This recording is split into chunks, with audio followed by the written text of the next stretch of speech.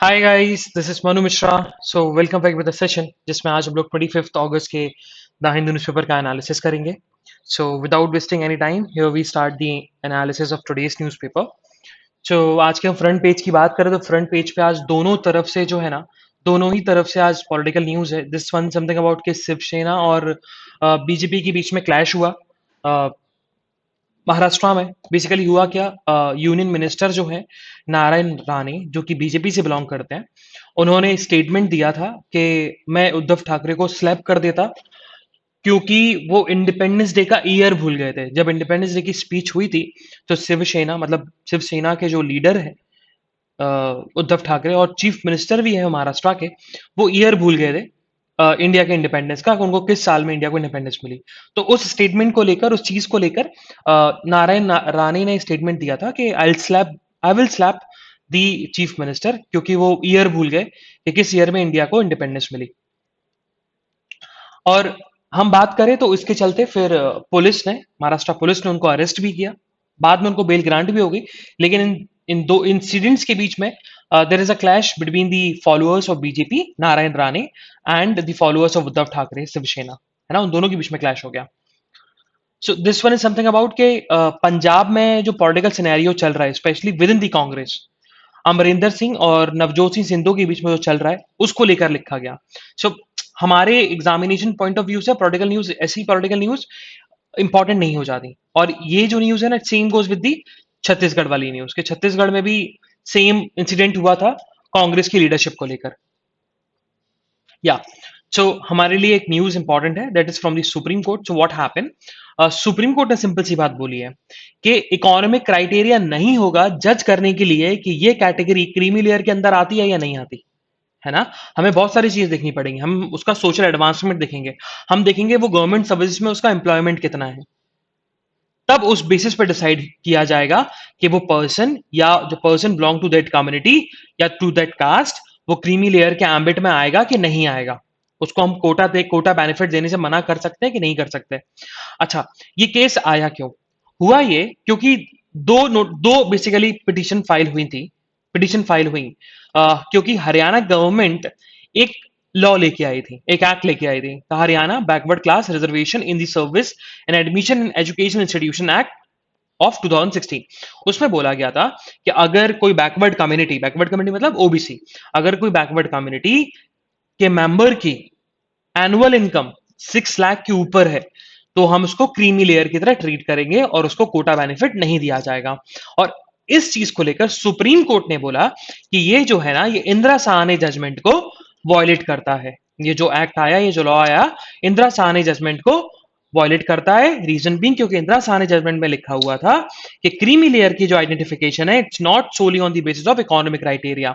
और ये एक्ट सिर्फ क्रीमी लेयर का कॉन्सेप्ट है, ये इकोनॉमिक इकोनॉमिक बेसिस पे लेके आ रहा है। और हमें उसमें सोशल एडवांसमेंट भी देखना है, हमें उसमें एजुकेशन एडवांसमेंट भी देखना है, नॉट ओनली तुम्हारा इकोनॉमिक क्राइटेरिया। इस चीज को काउंटर करते हुए सुप्रीम कोर्ट ने इस एक्ट को बेसिकली अनकॉन्स्टिट्यूशनल बोला और वॉयलेट बोला, कि वॉयलेट किया अंदर सानिज वाले जजमेंट को। और बोला एक चीज और बोली कि क्रीमी लेयर को आइडेंटिफाई करने में हम सिर्फ इकोनॉमिक क्राइटेरिया को नहीं देखेंगे, और भी बहुत सारी चीजें देखेंगे। Economic criteria just only one thing, उसके साथ साथ हमें social advancement, higher employment, educational advancement, ये सारी चीजें हमें देखनी पड़ेगी। मूविंग फर्दर, सो अच्छा, एक बार हमने एडिटोरियल पढ़ा था, अगर तुम लोगों को याद होगा, तो हमने उसमें एडिटोरियल में देखा था कि इंडिया में रूरल एरियाज में तो एक स्कीम है, डायरेक्ट इनकम वाली स्कीम है, दैट इज मनरेगा, है ना। इसी के चलते रिवर्स रिवर्स इमिग्रेशन हुआ था, है ना, from the urban area to the rural area लोग चले गए थे कोविड-19 पैंडेमिक में। इसीलिए तो हुआ था, क्योंकि अर्बन एरियाज में किसी के पास कोई सोर्स ऑफ इनकम था ही नहीं, सारी चीजें बंद थी।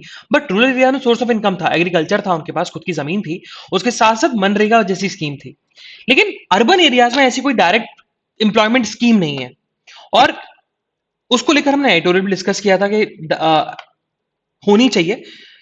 ऐसा नहीं है कि अर्बन एरिया में स्कीम नहीं है, स्कीम है, बट वो स्किल डेवलपमेंट स्कीम है। उससे कोई इंप्लॉयमेंट नहीं मिलता, उससे कोई पैसे डायरेक्टली बेनिफिट, इकोनॉमिक बेनिफिट नहीं मिलेगा, इनकम बेनिफिट नहीं मिलेगा। और इसी चीज को देखते हुए तमिलनाडु ने 100 करोड़ रुपीस का अर्बन एम्प्लॉयमेंट स्कीम का प्लानिंग बनाई है कि हम लोग लॉन्च करेंगे, है ना।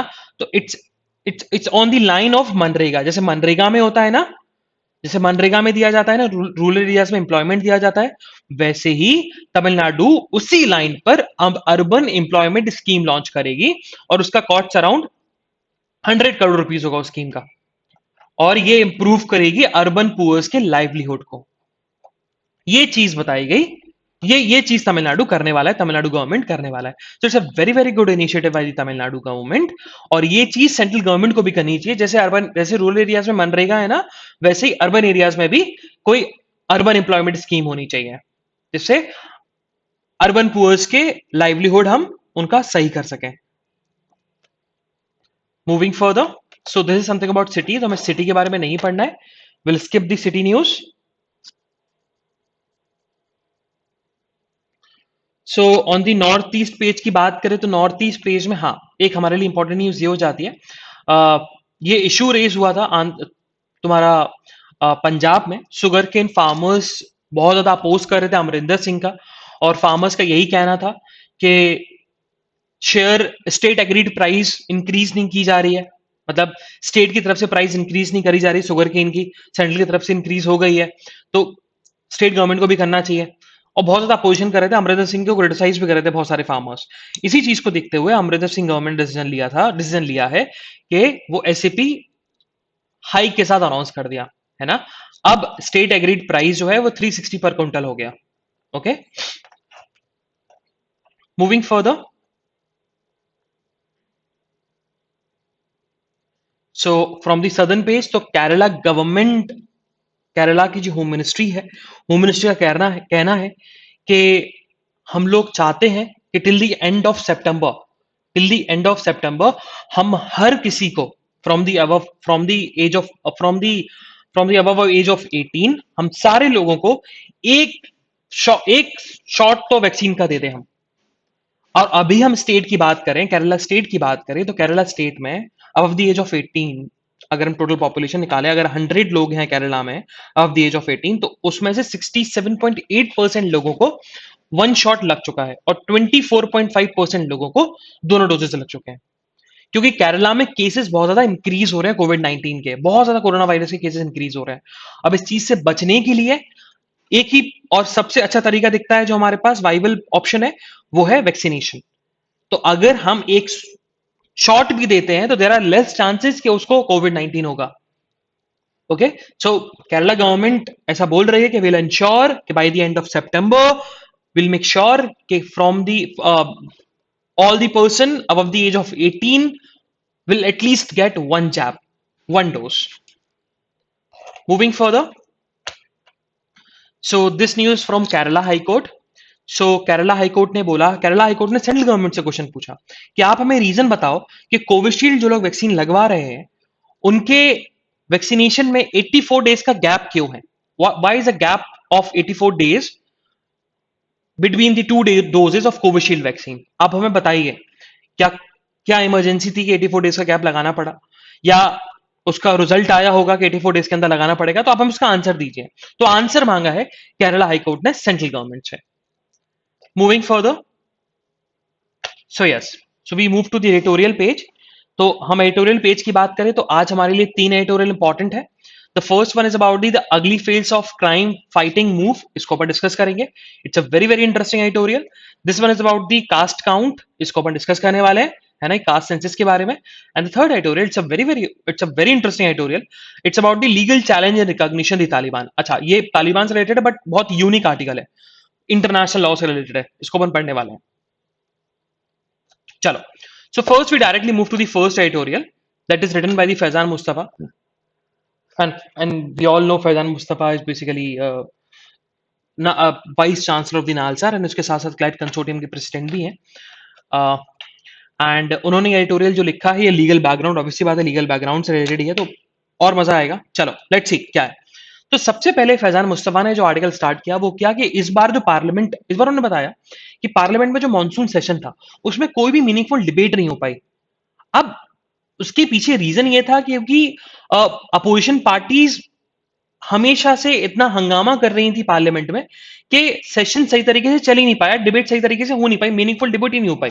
उसका मेन रीजन ये था हंगामा क्यों हो रहा था, because of the Pegasus the spyware के वजह से, क्योंकि कंट्रोवर्सी थी पेगासस स्पाईवेयर को लेकर। और बहुत सारे, ऐसा नहीं है स्पाईवेयर में, बहुत सारे Indian journalist, civil society activist, political leaders, top election strategist, उनके ऊपर सर्वेलेंस रखा गया। और देखा जाए तो गवर्नमेंट ने डिनाई भी नहीं किया, गवर्नमेंट ने ऐसे डायरेक्टली डिनाई भी नहीं किया कि हमने सर्वेलेंस नहीं रखा, और उन्होंने ये भी डिनाई नहीं किया कि हमने इजरायली सॉफ्टवेयर नहीं खरीदा। तो मतलब इससे पता लगता है कि उन्होंने इजराइल सॉफ्टवेयर खरीदा था। और कुछ तो चांसेस है गवर्नमेंट डायरेक्टली डिनाई भी नहीं कर रही कि हमने सर्वेलेंस नहीं रखा। लेकिन इस पेगासस स्पाईवेयर को इश्यू में देखते हुए हम एक बहुत बड़ा इश्यू प्राइवेसी का, जिसमें सारे सिटीजन्स की प्राइवेसी ब्रीच हो सकती है, हमने वो इश्यू वाला छोड़ दिया। हमने उस इश्यू को देखा ही नहीं, हमने वो उस इश्यू पे फोकस ही नहीं किया because of the Pegasus spyware. Pegasus spyware तो कुछ जर्नलिस्ट के ऊपर था, कुछ सिविल सोसाइटी एक्टिविस्ट के ऊपर था, कुछ पॉलिटिशियंस के ऊपर था, कुछ पॉलिटिकल स्ट्रेटेजिस्ट के ऊपर था। लेकिन एक इशू है, एक उससे ही बड़ा बिगर इशू है, जिससे हर सिटीजन की राइट ब्रीच होगी, प्राइवेसी ब्रीच होगी। क्योंकि 23 जून 2021 को ज्वाइंट कमेटी ने एग्जामिन किया था पर्सनल डेटा प्रोटेक्शन बिल 2019, और उसको 5वां एक्सटेंशन मिल गया है ना। एक तो ये है 5वां एक्सटेंशन मिल गया, क्योंकि प्राइवेसी के ऊपर कोई लॉ नहीं है इंडिया में, है ना। तो बिल तो बन गया, लेकिन बिल पे वर्क कर रहा है, बिल पे काम चल रहा है, और काम चला है 2019 से, डेटा प्रोटेक्शन बिल 2019। तो उसको 5th एक्सटेंशन मिल गया कि भैया और हम उस पर काम करना चाहते हैं। अब देखा जाए तो हमेशा से गवर्नमेंट की प्रायोरिटी, हमेशा से बेसिकली इंफॉर्मेशन प्राइवेसी हमेशा से गवर्नमेंट की प्रायोरिटी नहीं रही। उनकी जो प्रायोरिटी रही है ना, उनकी प्रायोरिटी रही है कि पोटेंशियल अगर हमें कुछ इंफॉर्मेशन मिल रही हो, और पोटेंशियल इंफॉर्मेशन होता है बायोमेट्रिक हो गया या फेशियल रिकॉग्निशन टेक्नोलॉजी हो गई। और अभी जो गवर्नमेंट है, गवर्नमेंट एक्सप्लोर कर रही है फेशियल रिकॉग्निशन टेक्नोलॉजी। अच्छा, फेशियल रिकॉग्निशन टेक्नोलॉजी, अगर तुम लोगों ने मूवीज देखी होंगी तो हॉलीवुड मूवीज देखा होगा, अगर कोई क्राइम करके चला जाता है तो, या सीसीटीवी कैमरा में अगर उस पर्सन का फेस रिकॉग्नाइज थोड़ा बहुत हो भी जाता है, तो उसको रिकॉग्नाइज किया जाता है बहुत सारे डेटाबेस से कि मैच करता है कि नहीं करता है ना। तो वही है फेशियल रिकॉग्निशन। तो इंडिया में फेशियल रिकॉग्निशन टेक्नोलॉजी है नहीं, बट गवर्नमेंट उस पोटेंशियल को एक्सप्लोर कर रही है कि इंडिया में होना चाहिए। तो अब सबसे पहले बताया गया इस टेक्नोलॉजी के बारे में। तो अगर हम इंडिया में बात करें तो इंडियन पुलिस के पास पावर होती है इंफॉर्मेशन टेक्नोलॉजी की, और इंडिया ने अप्रूव कर रखा है for the implementation of what, national automated facial recognition system को, जिससे क्रिमिनल्स को और क्राइम के समय डिटेक्ट किया जा सकता है ना, इन्वेस्टिगेशन में हेल्प कर सकते हैं, और जल्दी जल्दी है ना, क्विक एंड टाइमली मैनर्स में इन्वेस्टिगेशन जो है, क्राइम की इन्वेस्टिगेशन जो है वो जल्दी से रैप अप हो जाएगी। ओके। और हम बात करें तो NAFRS जो है, national automated facial recognition system जो है, it's a basically it's a search platform, और नेशनल लेवल का सर्च प्लेटफॉर्म है। तो इसमें होता क्या है, इसमें आप बेसिकली क्रिमिनल को आइडेंटिफाई तो करते हो, लेकिन कैसे, तब बेसिकली आप कर सकते हो आइडेंटिफाई जब उसने मास्क नहीं पहना हो, मेकअप ना हो, कोई प्लास्टिक सर्जरी ना हो, और ना ही उसने कोई बियर्ड लगा रखी हो, तब जाके आप बेसिकली रिकॉग्नाइज कर सकते हो।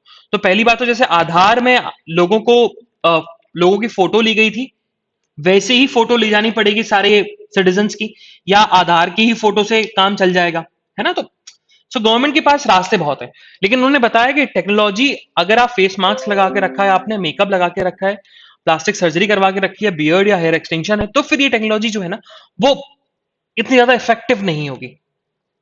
और ये टेक्नोलॉजी जो पूरी की पूरी बेस्ड है किसके ऊपर, कंप्यूटर एल्गोरिदम के ऊपर, पूरा का पूरा कंप्यूटर एल्गोरिदम के ऊपर बेस्ड है। और ये बेसिकली फेशियल रिकॉग्निशन करती कैसी है, तो देखते हैं कि चीक बोन्स जो है, चीक बोन का शेप कैसा है, लिप्स का कॉन्टोर्स कैसा है, फोरहेड से लेके चिन तक का डिस्टेंस कितना है ना, और उसको कन्वर्ट कर देते हैं न्यूमेरिकल कोड में। अब जैसे कि मेरा यहां से फोरहेड से लेके चिन तक का जो डिस्टेंस है, समथिंग अराउंड 15 सेंटीमीटर, तो उसको उसको बेसिकली कन्वर्ट कर देंगे न्यूमेरिकल टर्म में, 1.5 कर देंगे, तो वो चीज करा जाता है, और उस चीज से वेरीफाई करता है, उस चीज से आइडेंटिफिकेशन की जाती है कि उस पर्सन ने क्राइम किया कि नहीं किया। लेकिन प्रॉब्लम ये है कि ये डेफिनेटिव रिजल्ट नहीं देता, है ना। इसके साथ दो प्रॉब्लम जो है ना कि डेफिनेटिव रिजल्ट नहीं देता, मतलब डेफिनेट रिजल्ट नहीं देता, इसका कुछ परफेक्ट रिजल्ट नहीं आता। सिर्फ 70% ऑफ दी पर्सन मैच कर सकते हैं, person on the livelihood of the same person this watch list. अगर पहली बात तो उस पर्सन को वॉच लिस्ट में होना चाहिए, पहली दिक्कत तो ये है ना, उस पर्सन को वॉच लिस्ट में होना चाहिए। दूसरा, अगर वॉच लिस्ट में है तो वो 70% रिकॉग्नाइज कर पाएगा, मतलब देयर आर 70% चांस, 70% चांस कि वो पर्सन रिकॉग्नाइज हो सकता है। तो 70% एक्यूरेसी है इस टेक्नोलॉजी की। तो हमें सबसे पहले तो टेक्नोलॉजी को अच्छा करना पड़ेगा। और प्रॉब्लम इस बात से है क्योंकि हमारा इंडिया का जुडिशियल सिस्टम ऐसा है, ये हमेशा से बोलता है कि अगर कोई 100 ऑफ द एक्यूज रिलीज हो जाए कोई फर्क नहीं पड़ता, 100 ऑफ द क्रिमिनल्स रिलीज हो जाए कोई फर्क नहीं पड़ता, लेकिन अगर किसी इनोसेंट को पनिशमेंट मिल जाए तो हमारा इंडियन जुडिशियल सिस्टम बहुत खतरे में है, मतलब वो उसका फेलियर दिखाता है। और इस टेक्नोलॉजी का यूज करके अगर किसी भी एक इनोसेंट को अगर हम उसे फॉल्स अरेस्ट कर लेते हैं उसका, सो एक तरीके से हम उसको पनिशमेंट दे रहे हैं, है ना। तो हमारा इंडियन जुडिशियल सिस्टम की फेलियर ना हो जाए। और दूसरा उसमें प्रॉब्लम ये बताया गया कि फेशियल रिकॉग्निशन जो है ना, वो सॉफ्टवेयर जो होता है वो प्री ट्रेन्ड मॉडल्स पे होता है। प्री ट्रेन मॉडल्स मतलब कि पहले उसको चलाया जाता है। अब प्री ट्रेन उस सिस्टम को, उस सिस्टम में अगर मॉडल्स में अगर फीमेल नहीं हुई, चिल्ड्रन नहीं हुई, तो या एथनिक माइनॉरिटीज नहीं हुई, क्योंकि हम एथनिक माइनॉरिटीज की बात करते हैं तो उनका फेशियल मेकअप अलग होता है ना। उनका फेस मोल्ड होता है, किसी लोगों का बड़ा होता है, तो it's totally depend upon the ethnic. अब एथनिक पे डिपेंड करता है। एथनिक अगर तुम ट्राइबल एरियाज में जाओगे तो उनके फेस अलग होते हैं, उनको हम इजीली रिकॉग्नाइज कर सकते हैं। सो एथनिक माइनॉरिटीज, फीमेल और चिल्ड्रन पे ये शायद टेक्नोलॉजी काम ना करे, और काम करे तो नेगेटिव परफॉर्मेंस दिखाए, गलत तरीके से उनको अरेस्ट करवा दे। तो ये चीज है, ये चीज बेसिकली बताया गया। देन अब आगे बताया गया कि हाँ, तीसरी जो प्रॉब्लम है इस टेक्नोलॉजी के साथ वो ये है, क्योंकि कोई लॉ नहीं है इस चीज को यूज करने को लेकर, है ना, हम कैसे इंप्लीमेंट करें। फिर आगे बताया गया कि ऐसा नहीं है कि और किसी कंट्री में यूज नहीं किया जाता, यूएसए में ये टेक्नोलॉजी यूज की जाती है, चाइना में यूज की जाती है, इंग्लैंड में यूज की जाती है, लेकिन सबके अपने अपने तरीके हैं। एफबीआई जो है वो FBI use, United States of America में सिर्फ एफबीआई यूज करता है ये टेक्नोलॉजी, सिर्फ एफबीआई के पास पावर है। इंग्लैंड में अगर किसी ने सीरियस क्राइम किया तब जाके इस टेक्नोलॉजी का यूज किया जाता है। चाइना तो कम्युनिस्ट है, तो चाइना मास सर्विलेंस के लिए विक्टिमाइज किसी को भी माइनॉरिटीज को दबाने के लिए यूज करती है ना। तो बेसिकली यूग्रो मुस्लिम्स को ट्रैक करने के लिए, उनके ऊपर पुलिसिंग करने के लिए ये यूज किया जाता है, चाइना यूज करती है। देन आगे बताएगा टेस्ट ऑफ प्रोपोर्शनैलिटी। तो सबसे पहले दोनों ऑथर्स ने दो केसेस के नाम दिए। सबसे पहले उन्होंने बताया कि KS Puttaswamy versus Union of India, उसमें बोला गया था कि right to privacy is a fundamental right, और कोई भी फंडामेंटल राइट एब्सोल्यूट नहीं होता, है ना। और ये चीज राइट टू प्राइवेसी पे भी एप्लीकेबल होती है, उनके ऊपर भी रीजनेबल रिस्ट्रिक्शंस लगे हुए हैं। और रीजनेबल रिस्ट्रिक्शन क्या हो सकते हैं, जैसे कि नेशनल इंटीग्रिटी हो गया, सिक्योरिटी ऑफ द स्टेट हो गया, पब्लिक ऑर्डर हो गया। और पुट्टुसामी जजमेंट के बाद एक थ्री फोल्ड रिक्वायरमेंट भी आया था। अब वो three fold requirement basically case Puttaswamy में भी आया और एक और केस में आया, that is Anuradha Bhasin versus Union of India, जिसमें क्वेश्चन जो था, जिसमें हमें क्वेश्चन था वो था राइट टू इंटरनेट के ऊपर, कि राइट टू इंटरनेट क्या कश्मीर के लोगों का हक है कि नहीं है, उस चीज पे उसकी लीगैलिटी पे क्वेश्चन था। और जब भी किसी चीज की लीगैलिटी पे क्वेश्चन होता है तो हम तीन चीजें देखते हैं, तीन क्वेश्चन रेज होते हैं। पहला जो क्वेश्चन है कि अकॉर्डिंग टू दी लॉ वो हुआ कि नहीं हुआ। जैसे अनुराधा भसीन वाले केस में क्या था, राइट टू इंटरनेट, तो तीन क्वेश्चन रेज हुए थे कि राइट टू इंटरनेट जो बंद हुआ वो अकॉर्डिंग टू दी लॉ हुआ कि नहीं हुआ। फिर दूसरा दूसरा जो था कि हम ये स्टेट इंटरेस्ट में है कि नहीं है।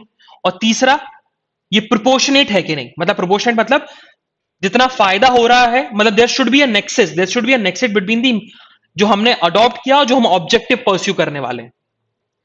ये तीन क्वेश्चन, अगर तीन क्वेश्चन का हम टेस्ट पास कर लेते हैं तो फिर आप किसी भी चीज पर रिस्ट्रिक्शंस लगा सकते हो या कोई भी चीज इंप्लीमेंट कर सकते हो।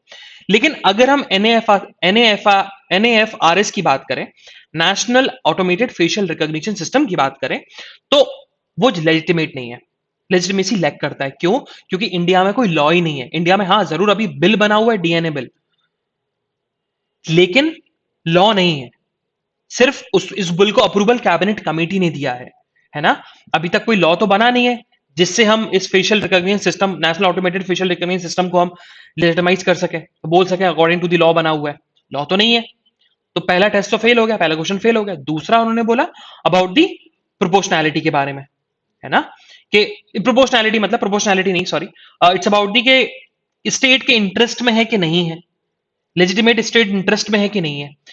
अब क्वेश्चन ये रेज होता है कि स्टेट के इंटरेस्ट में तब होता जब ये एक्यूरेसी इसकी अच्छी होती, बट इसकी एक्यूरेसी अच्छी तो नहीं है। हो सकता है कि ये डे टू डे क्राइम्स और बढ़ाता जाए, क्योंकि अगर हम किसी और लोगों को अरेस्ट कर लेंगे तो क्राइम और बढ़ जाएगा। So there is a question, तो इसकी स्टेट इंटरेस्ट में भी क्वेश्चन है, इलेजिटिमेट दिख रहा है, लेजिटिमेसी पे क्वेश्चन दिख रहा है इसके। थर्ड जो टेस्ट है प्रोपोर्शनैलिटी, प्रोपोर्शनैलिटी पे बताया गया, प्रोपोर्शनैलिटी पे बताया गया कि अगर हम किसी के ऊपर सर्वेलेंस रख रहे हैं, अगर हम किसी के ऊपर सर्वेलेंस रख रहे हैं, तो ऑब्वियसली बात है हम टेक्नोलॉजी का यूज कर सकते हैं, और टेक्नोलॉजी गलत तरीके से यूज भी की जा सकती है, कोई और यूज कर सकता है ना। तो हमारा जो ऑब्जेक्टिव क्या है, वो है क्राइम प्रिवेंशन और आइडेंटिफिकेशन। लेकिन वो चीज तो हम सीसीटीवी कैमरा से भी अवॉइड कर सकते हैं। खुद सोचो, हमारा मेन पर्पस क्या है इस फेशियल रिकॉग्निशन का, कि हम क्राइम को कम करें, है ना, क्राइम को हम कम करें, क्राइम को प्रिवेंट करें और क्रिमिनल्स को हम आइडेंटिफाई कर सकें। लेकिन वही चीज तो हम सीसीटीवी कैमरा से भी कर सकते हैं, तो फेशियल रिकॉग्निशन की क्या जरूरत है। फिर लास्ट में ऑथर ने यही बताया, लास्ट में इस पैराग्राफ में टेस्ट ऑफ प्रोपोर्शनैलिटी में यही बताया कि भैया कोई स्ट्रॉन्ग डेटा प्रोटेक्शन लॉ हो, क्लियर गाइडलाइंस हो इस टेक्नोलॉजी को यूज करने के लिए, तो भाई गवर्नमेंट यूज करे, वरना नहीं करना चाहिए। देन फिर लास्ट में ये जो लास्ट के दो पैराग्राफ्स हैं, it's about the impact on rights, तो उसमें यही बताया गया कि स्पेशली अगर अब इस चीज को, अगर हम फेशियल रिकॉग्निशन सिस्टम को अगर हम यूज करते हैं ना, तो शायद जो लोअर कास्ट के लोग हैं, हम उनके ऊपर प्रोफाइलिंग ज्यादा करने लगे, और क्रिमिनल जस्टिस सिस्टम का शायद फेलियर हो जाए, है ना, दलित हो गए, माइनॉरिटीज हो गए, उनके ऊपर ज्यादा हम प्रोफाइलिंग करने लगे, तो ये चीज नहीं होनी चाहिए, वो चीज बताएगी। देन और भी आगे फिर एग्जाम्पल दिए कि इस पैराग्राफ में एग्जाम्पल दिए कि United States of America, United Kingdom, in इधर भी फेशियल रिकॉग्निशन के लॉ पे क्वेश्चन उठा था, है ना, और बहुत बार कोर्ट ने बोला गया कि प्राइवेसी का ब्रीच करता है। फिर अनचेक्ड पाथवे, तो अनचेक्ड पाथवे में बताया गया कि इंफॉर्मेशन टेक्नोलॉजी एक्ट 2000 जो बना हुआ है ना, वो सेंट्रल गवर्नमेंट को थोड़ी इमेंस पावर दे देता है, जिसके चलते वो किसी भी प्राइवेसी का ब्रीच कर सकते हैं in the name of sovereignty, in the name of sovereignty, in the name of integrity और in the name of security of the state. और same goes with the data personal data protection bill 2019, जो bill बना हुआ है ना, वो भी bill कोई अलग नहीं है, वो भी सेंट्रल गवर्नमेंट को ज्यादा पावर दे रहा है कि वो प्राइवेसी को ब्रीच कर सकता है इन the name of sovereignty, integrity और सिक्योरिटी ऑफ द स्टेट। और कोई पेनल्टीज आप लगाओ कि भैया अगर सेंट्रल गवर्नमेंट गलत है तो उसके ऊपर पेनल्टीज लगाई जाए, है ना, तो अब वो ठीक है, लेकिन आप वो भी नहीं कर रहे हो। और वही बात है, ये फेशियल रिकॉग्निशन वाली जो बात है ना, वो गवर्नमेंट को डिबेट करना चाहिए इस पे, ऐसा नहीं करना चाहिए जैसे अभी मॉनसून सेशन में 20 बिल को पास कर दिया ना, जिसमें ओबीसी बिल भी इंक्लूड थे और 3 फार्म बिल्स भी इंक्लूड थे, वैसा नहीं करना चाहिए, है ना, जिसमें विदाउट डिस्कशन बिल को पास कर दिया। तो लास्ट क्लास में थोड़ा सार्कास्टिक हो गया फैजान मुस्तफा, हमेशा की तरह। मूविंग फर्दर, सो जो next editorial is about the caste count. अच्छा, कास्ट काउंट जो है ना, caste count, read it on your own, it's a very simple one, है ना। अच्छा, ये बताता क्या, ये बेसिकली ओवरव्यू बता देता हूँ, है बोलता क्या ये एडिटोरियल। ये एडिटोरियल डिस्कस करता है अबाउट दी के अगर हमारा पॉलिटिकल मोटिव हट जाए, मतलब अगर पॉलिटिकल मोटिव हटा दिया जाए, क्योंकि बहुत सारे लोग जो है कास्ट सेंसस को इसी वजह से करवाना चाहते हैं क्योंकि उनका पॉलिटिकल मोटिव है कि होना चाहिए कास्ट सेंसस, क्योंकि ओबीसी उनका साथ देंगे, एससी उनका साथ देंगे, एसटी उनका साथ देंगे। तो अगर उस चीज को हटा दिया जाए, रिजर्वेशन को इंक्रीज ना किया जाए, तो हम ये देख सकते हैं कि हाँ, तो हम कास्ट सेंसस करा सकते हैं और कास्ट सेंसस का ज्यादा बेनिफिट होगा। तब हमें पता लगेगा क्या प्रॉब्लम्स है, उन प्रॉब्लम्स को हम सही कर सकते हैं, क्योंकि स्टैट्स जब तक हमारे पास नहीं होंगे ना, तो हम प्रॉब्लम्स को बता नहीं सकते, हम प्रॉब्लम्स को देख ही नहीं सकते। गवर्नमेंट को सपने थोड़ी ना हो रहे हैं, और इंडिया इतना बड़ा है, तो कास्ट सेंसस होगा, सेंसस में प्रॉब्लम्स पता लगेंगी, क्या प्रॉब्लम्स है लोगों की, क्या प्रॉब्लम फेस कर रहे हैं, क्या सोशल बैकवर्डनेस फेस कर रहे हैं, क्या एजुकेशनल बैकवर्डनेस फेल कर रहे हैं। तो उस प्रॉब्लम को जब तक हमारे पास स्टेट्स नहीं होगा, तब तक हम गवर्नमेंट को पता नहीं लगेगा, और गवर्नमेंट उस पर वर्क नहीं कर पाएगी उस चीज को चेंज करने के लिए।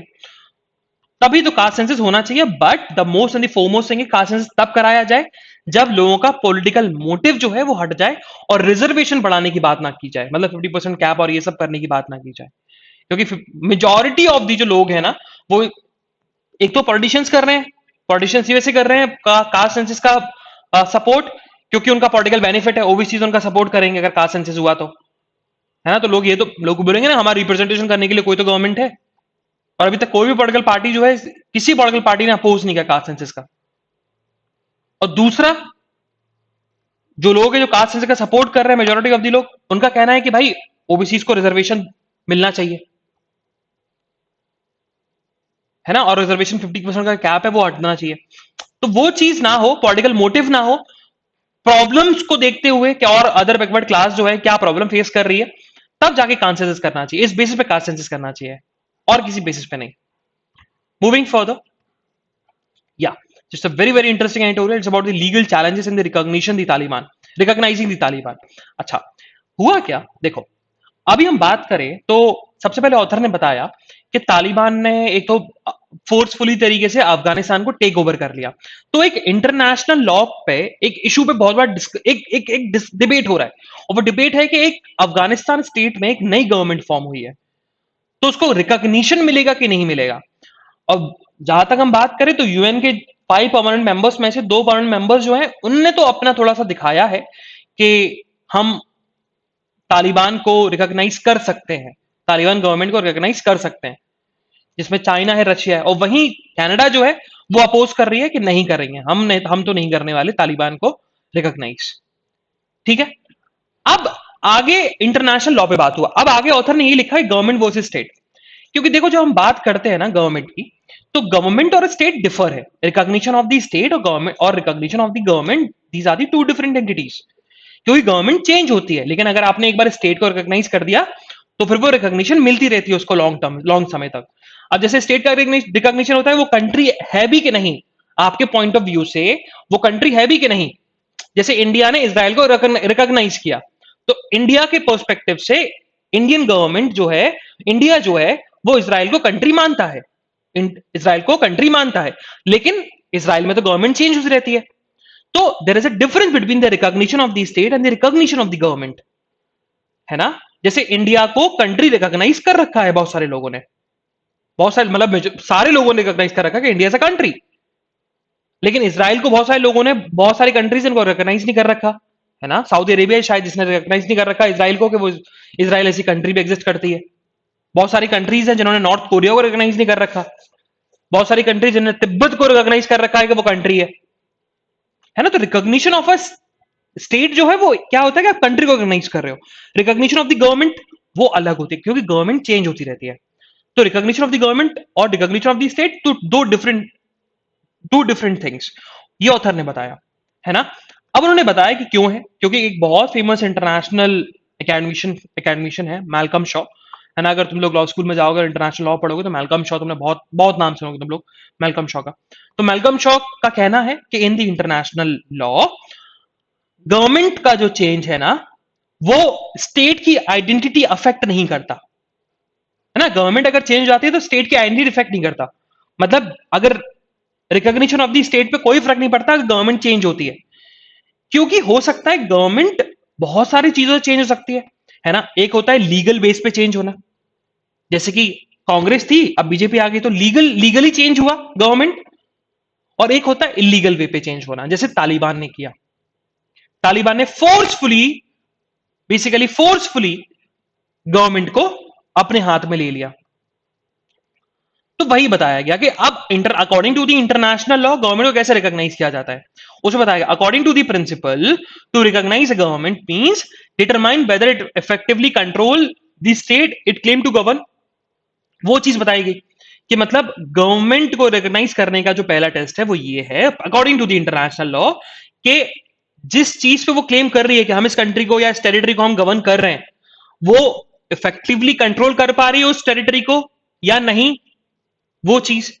या हम उसको और थोड़ा इजी वे में समझे तो ये बोलती है कि जो स्टेट टेरिटरी पे जो लोग रहते हैं, स्टेट टेरिटरी पे जो लोग रहते हैं, मतलब मेजोरिटी ऑफ द लोग, नेशनल इंस्टीट्यूशन जो है, बैंकिंग है, मॉनेटरी सिस्टम जो है, सारे के सारे जो उस कंट्री को चला रहे हैं, वो क्या गवर्नमेंट का सपोर्ट कर रही है कि नहीं, या गवर्नमेंट का उस पर इफेक्टिव कंट्रोल है कि नहीं, तब उस बेसिस पे चेक किया जा सकता है कि हम गवर्नमेंट को रिकॉग्नाइज कर सकते हैं कि नहीं। और इफेक्टिव कंट्रोल का मतलब होता है कि पब्लिक जो है, मतलब जो वहां के सिटीजन्स हैं, जो वहां के रेसिडेंट्स हैं उस कंट्री के, उस स्टेट के, वो एक्सेप्ट कर रहे हैं कि नहीं उस गवर्नमेंट को, कि नहीं। मतलब मेजॉरिटी ऑफ द लोग उस चीज को एक्सेप्ट करें, तब जाके हम मानेंगे वो गवर्नमेंट सही तरीके से बनी हुई है ना। और इस डॉक्ट्रिन में हमें कोई फर्क नहीं पड़ता कि नई गवर्नमेंट कैसी ही बनी हो सकता है सिविल वॉर हो, रिवॉल्यूशन हो, मिलिट्री को हो, कोई फर्क नहीं पड़ता, लेकिन इफेक्टिव कंट्रोल होना चाहिए, मतलब पब्लिक का सपोर्ट होना चाहिए। पब्लिक का सपोर्ट है तो भैया गवर्नमेंट को रिकॉग्नाइज कर सकते हैं आप, according to the definition. But अगर हम अफगानिस्तान पे टेस्ट लगाएं, मतलब तालिबान पे अगर हम टेस्ट लगाएं, तो अफगानिस्तान गवर्नमेंट जो थी पहली अशरफ गानी वाली गवर्नमेंट थी, उसको हमने रिकॉग्नाइज कर रखा है, इंडियन गवर्नमेंट रिकॉग्नाइज कर रहा है, बहुत सारे लोगों ने रिकॉग्नाइज कर रखा है। लेकिन तालिबान वाली गवर्नमेंट को बहुत सारे लोग रिकॉग्नाइज नहीं करेंगे, क्योंकि क्योंकि ये लोग इफेक्टिव कंट्रोल नहीं दिखा पा रहे स्टेट के ऊपर। रीजन बीइंग, इफेक्टिव कंट्रोल का मतलब पब्लिक सपोर्ट कर रही है, पब्लिक सपोर्ट नहीं कर रही, पब्लिक डर रही है, और यहां पर उनके चलते पब्लिक को डराया जा रहा है सपोर्ट करने के लिए। और ये लोग ह्यूमन राइट का वॉयलेशन बहुत ज्यादा करते हैं, ये चीज बताई गई। ओके, फिर लास्ट में ऑथर ने, अच्छा ये पूरा यही चीज बताई गई कि हम कैसे तालिबान को रिकॉग्नाइज नहीं किया जा सकता, और जो गवर्नमेंट इन एग्जाइल है हम उसको रिकॉग्नाइज करें। गवर्नमेंट इन एग्जाइल मतलब जो गवर्नमेंट है भी नहीं, जैसे अशरफ गानी गवर्नमेंट, अशरफ गानी चले गए तो अशरफ गानी गवर्नमेंट जो है ना, वो गवर्नमेंट इन एग्जाइल है, मतलब फंक्शन में नहीं है बट गवर्नमेंट है। तो उस चीज को हम रिकॉग्नाइज कर सकते हैं, और बहुत सारे लोग रिकॉग्नाइज करके रखे हैं, जैसे वेनेजुला का एग्जाम्पल दिया, उसके बाद यमन का एग्जाम्पल दिया, कि बताया कि वहां पर गवर्नमेंट है लेकिन तब भी हम लोग रिकॉग्नाइज नहीं कर रहे, बहुत सारी कंट्रीज रिकॉग्नाइज नहीं कर रखा। अब फिर लास्ट में बताया option for India. Option for India में यही बताया गया कि इंडिया जो है एक रास्ता लेके चल सकती है, और रास्ते में वो ये बता सकती है कि भैया कि इंडियन गवर्नमेंट जो है ना, इंडियन गवर्नमेंट सिर्फ तालिबान गवर्नमेंट से डील कर रही है ना। तालिबान गवर्नमेंट लेजिटिमेट है कि नहीं वो वहां के लोग डिसाइड करेंगे, बट डीजी और रिकॉग्निशन तालिबान रिजीम को दे सकती है ना, बाय दी लॉ।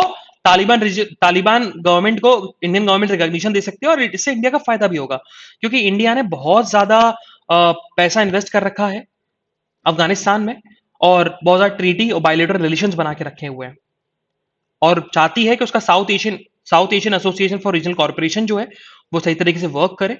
इसीलिए इंडिया को डीजी और रिकॉग्निशन देना चाहिए, और जैसी तालिबान हटेगी तो दूसरी गवर्नमेंट को रिकॉग्नाइज कर देगी। ये चीज बताया गया। मूविंग फर्दर, अच्छा ये पढ़ना बहुत जरूरी है, बहुत इंपॉर्टेंट आर्टिकल है, इससे बहुत ज्यादा नॉलेज मिलेगी। Moving further, so on the national news की हम बात करें, सो वही छत्तीसगढ़ में जो इशू था, जो छत्तीसगढ़ वाला जो इशू था उसको राहुल गांधी ने बोला, क्योंकि ये इशू जो था वो basically with in the Congress party ही था, जो वहां के चीफ मिनिस्टर हैं बघेल, है ना, और बघेल के साथ साथ एक और जो मेजर लीडर हैं मिस्टर देव, है ना, उनके बीच में क्लैश था। तो मिस्टर देव का एलिगेशन था कि मिस्टर बघेल जो चीफ मिनिस्टर हैं वो हमें रिस्पेक्ट ज्यादा नहीं देते, और हमारे अगेंस्ट उनका जो व्यवहार है वो अच्छा नहीं है। इस चीज को लेकर राहुल गांधी ने बघेल को बताया कि you have to treat the colleague with respect.